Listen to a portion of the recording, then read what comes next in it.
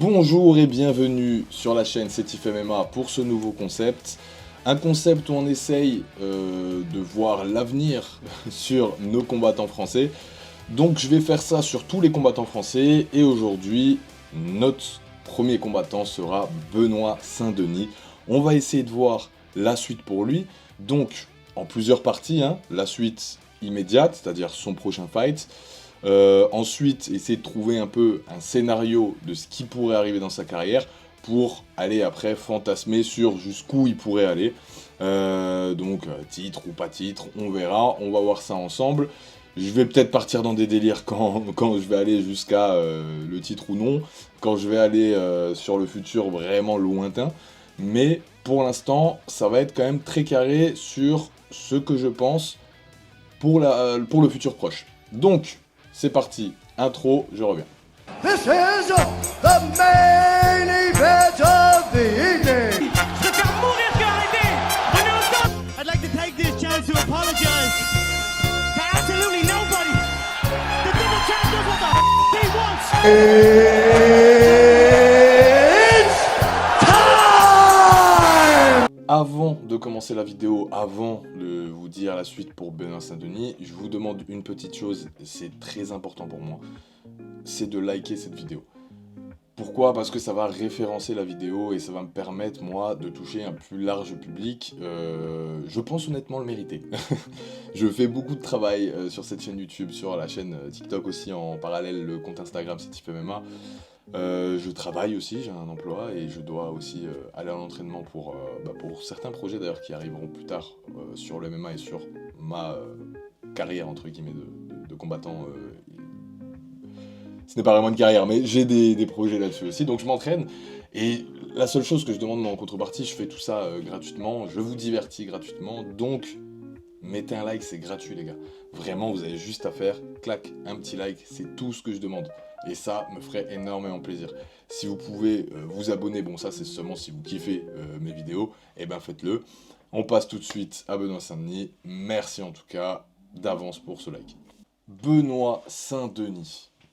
Là, on a un combattant qui vraiment a déchaîné les passions et qui au final est vraiment beaucoup retombé au point qu'il se fasse énormément critiquer. Et ce n'est pas sans rappeler notre cher Cyril Gane qui sera sûrement d'ailleurs l'objet du prochain épisode, puisqu'il combat très bientôt pour l'UFC 310. Donc, voilà, on a cette mentalité qui est bien française et qui personnellement m'énerve énormément, c'est-à-dire faire monter très vite des combattants, des sportifs, des stars, peu importe dans quel domaine de métier ou autre, on va faire monter les gens comme ça, les starifier au maximum, et ensuite, au moindre faux pas, les descendre et les harceler, être très très dur avec eux. C'est ce qui s'est passé avec Benoît Saint-Denis, qui est sur 2 défaites consécutives. La première, c'était face à Dustin Poirier, et la dernière, l'avant-dernière a été contre Dustin Poirier, et la dernière, c'est donc face à Renato Moicano à l'UFC Paris en main event. C'était très dur, j'y étais. Et donc oui, voilà, c'était forcément dur à vivre, dur à voir. Des images qui nous ont fait mal au cœur au final, honnêtement, parce qu'on s'est tous un peu attachés au personnage, attachés à la personne, et ça fait mal de voir ça. Du coup, on va revenir très rapidement sur la carrière de Benoît Saint-Denis. Il est monté très vite avec un Daniel Vorin qui l'a pris sous son aile assez rapidement. Dès qu'il a quitté l'armée, il a combattu assez vite après au Brave, où il a eu une 9 victoires, ou je sais plus combien. Je crois qu'il part du Brave à 6-0, 7-0, 8-0, un truc comme ça, je sais plus. Et il arrive donc à l'UFC, donc directement une défaite face à une personne qui était de la catégorie au-dessus de lui, donc les 77 kilos, et qui en plus de ça s'est fait choper pour dopage juste après. Donc bon, une défaite sur laquelle on n'a pas à rougir, et derrière il enchaîne 6 victoires consécutives et 6 finishes consécutifs, donc on sait que l'UFC adore ça. Et là l'UFC d'un coup lui fait, je pense, une des plus grosses montées qu'on ait eues de l'histoire des 70 kilos. c'est-à-dire faire passer quelqu'un de la place de 12e à 3e en affrontant le 3e, en tout cas qui était Dustin Poirier, la légende Dustin Poirier. Et le combat se passe pas comme prévu. Il y a des excuses, certains diront qu'il ne faut pas chercher d'excuses quand on a accepté le combat. Maintenant, si, en fait, il y a des excuses, honnêtement. Voilà, il a eu des staphylocoques, c'était compliqué de perdre de poids. Il était très fatigué, il était diminué pendant le combat. Donc oui, on peut prendre en compte. Et oui, peut-être que sans ce staphylocoque, peut-être que sans ces problèmes-là, il aurait pu faire un bien meilleur combat contre Dustin Poirier. Alors peut-être qu'il aurait aussi perdu face à Dustin Poirier, mais pas de cette manière. Pas avec un déficit de cardio, Voilà, il aurait fait meilleure image. Ensuite, Renato Moicano, la défaite, elle est sur une première erreur déjà, enfin une première erreur. C'est pas vraiment une erreur en fait, parce que c'est ce middle kick qu'il fait à chaque fois, il est attrapé, il passe à l'arrière, il arrive à tenter de prendre le dos, vu que Benoît Saint-Denis ne veut absolument pas que le dos soit pris, puisque Renato Moicano, il a de bons étranglements, il va se mettre en garde papillon qui a été énormément travaillé par Renato après le visionnage des combats de Benoît Saint-Denis, et il a su très bien exploiter ça, réussir à prendre une position montée, lui mettre d'énormes coups de coude, faire énormément de dégâts.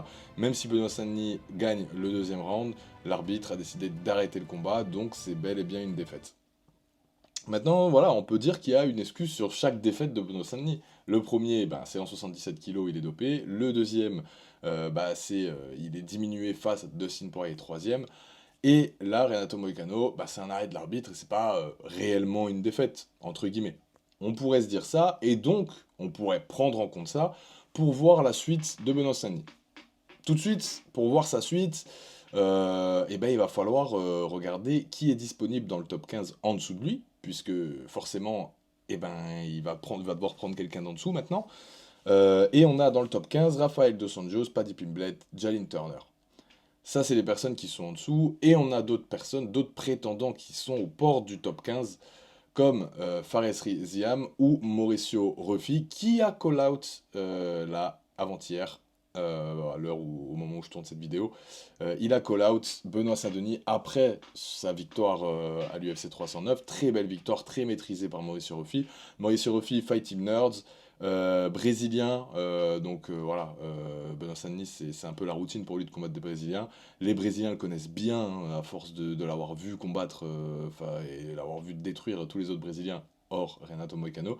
Donc, Mauricio Ruffi, connaissant Benoît Saint-Denis, se dit c'est une possibilité de rentrer dans le top 15 directement à la deuxième position face à quelqu'un où on connaît un petit peu, on a pu voir un petit peu de ses faiblesses, notamment en striking. Donc, je pense que Mauricio Ruffi, c'est vraiment une vraie possibilité pour Benoît Saint-Denis. Je pense que c'est quelque chose qui pourrait arriver. Maintenant, à voir si ça rentre dans les plans de Guillaume Pelletier. Je pense que Guillaume Pelletier n'a pas forcément envie de prendre quelqu'un hors top 15. Je pense qu'il va négocier vraiment pour des personnes dans le top 15. Maintenant, voilà, c'est l'UFC qui va décider à ce moment-là. Quand tu es sur 2 défaites d'affilée, je pense, voilà, tu as moins ton mot à dire et c'est moins facile de faire entendre raison à l'UFC. Donc, le mieux qui pourrait arriver à Benoît Saint-Denis dans cette suite, ça serait un combat face à Paddy Pimblett. Grosse hype, ça pourrait relancer totalement Benoît Saint-Denis et il est largement à la portée de Benoît Saint-Denis. Pour moi, Benoît Saint-Denis bat Paddy Pimblett facilement, oui et non, mais il le battrait quand même. Moi, je suis plutôt facilement. Il le battrait plutôt facilement, je pense. Ensuite, il y a le bourbier Jalin Turner qui est 13e, juste derrière. Maintenant, Turner est sur une défaite, face à Moicano aussi d'ailleurs. Donc, je suis pas sûr qu'ils vont lui donner un adversaire au-dessus. Donc, sauvé peut-être pour Benoît Saint-Denis, parce que je suis pas sûr que Turner va le prendre. Donc Pimblett et Rafael Dos Anjos qui devaient affronter quelqu'un d'en dessous. Donc non, je pense pas non plus pour Rafael Dos Anjos. Je pense que vraiment, là, les plus probables, c'est Paddy Pimblett, Mauricio Ruffi. Et pourquoi j'ai mis dans la miniature Fares Ziam? Parce que, en France, certains ont commencé à en parler. Et certains se sont même dit, sur Twitter en tout cas, d'après ce que j'ai vu, ça c'est le côté moins cool que j'ai trouvé à ce débat-là, c'est c'est le rebeu face au mec d'extrême droite. Et donc un combat franco-français qui ferait plaisir à certains. Maintenant, voilà, faut arrêter de se méprendre. Fares Ziam, il s'entraîne, il s'est déjà entraîné plusieurs fois avec Benoît Saint-Denis, il apprécie Benoît Saint-Denis. Contrairement à ce que disent les gens, Benoît Saint-Denis n'est pas une personne raciste d'extrême droite. Bon, peut-être d'extrême droite, mais je pense pas, voilà, c'est pas un facho en tout cas au plus profond de lui. Et, euh, et voilà, et puis Fares Diab n'a pas, voilà, n'a pas de ressenti de ressentiment envers Benoît Saint-Denis. Malgré tout, il a quand même dit dans une émission, là, c'était RMC Sport, RMC Fighter Club, Fighter Show, enfin, je sais plus comment ça s'appelle, bref, l'émission de radio d'RMC sur la MMA, où il a dit que lui, bah, il serait pas fermé quand même à un combat face à Benoît Saint-Denis, il préférerait pas, mais s'il avait pas le choix, ben, il le ferait. Donc, à suivre, peut-être. Maintenant, je pense que le plus probable, ce serait un Mauricio Ruffi. Ça a donné des idées à l'UFC, je pense, ce call-out. Je pense que ça va être proposé à l'UFC. Et on va voir ce qui va se passer. Pour moi, je pense que Benoît Saint-Denis pourrait battre Mauricio Ruffi s'il arrive à imposer sa lutte vraiment fortement. Il va falloir qu'il soit très attentif sur sa boxe, et on sait que c'est son défaut. Mais avec une lutte très agressive, je pense qu'il peut arriver à ses fins avec Mauricio Ruffi. En tout cas, je l'espère, et c'est le moment de passer à la chronique qui normalement sera sur l'émission 6ème round, hein. Je vous rappelle, l'émission 6ème round que vous pouvez aller voir directement. L'émission 6ème round que vous pouvez aller voir directement dans mes vidéos, hein, suffit d'y aller.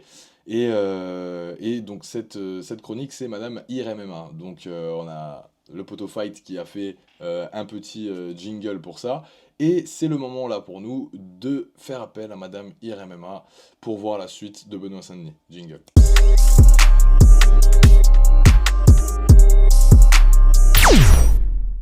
Donc, Madame IRMMA, on est là. Et là, on va aller dans le fantasme. On est vraiment en train de chercher... Voilà. Là c'est le moment où sur les commentaires, vous allez me dire, mais frérot, hein, qu'est-ce que tu racontes? Et laissez-moi fantasmer sur mes possibilités de carrière, sur mes fantasmes de carrière, sur ce que je peux voir sur les gens. Et on va voir ensemble qu'est-ce qu'on peut voir sur les 2-3 prochains combats de Benoît Saint-Denis si jamais il gagnait face à, par exemple, à Mauricio Ruffi, en tout cas s'il gagnait son prochain combat.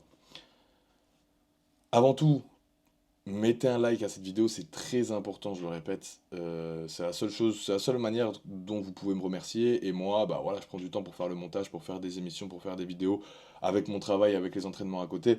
Donc ça demande beaucoup de taf. Je vous demande en contrepartie de liker la vidéo, ça m'aide à être référencé et ça fait vraiment plaisir. Et abonnez-vous si vous kiffez ce type de contenu et si vous voulez voir les prochains Madame IRMMA que vous allez, je sens, pas aimer du tout.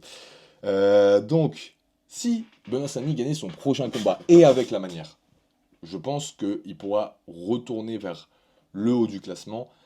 Et il y a plusieurs options. Pourquoi pas déjà une revanche face à Renato Moicano? Je pense que ça serait assez cool, j'aimerais bien. C'est un arrêt de l'arbitre, donc en fait on peut demander, vu que c'est pas un combat gagné directement, et ben demander la possibilité d'avoir un rematch. Et je pense que ça serait quelque chose que j'aimerais voir personnellement.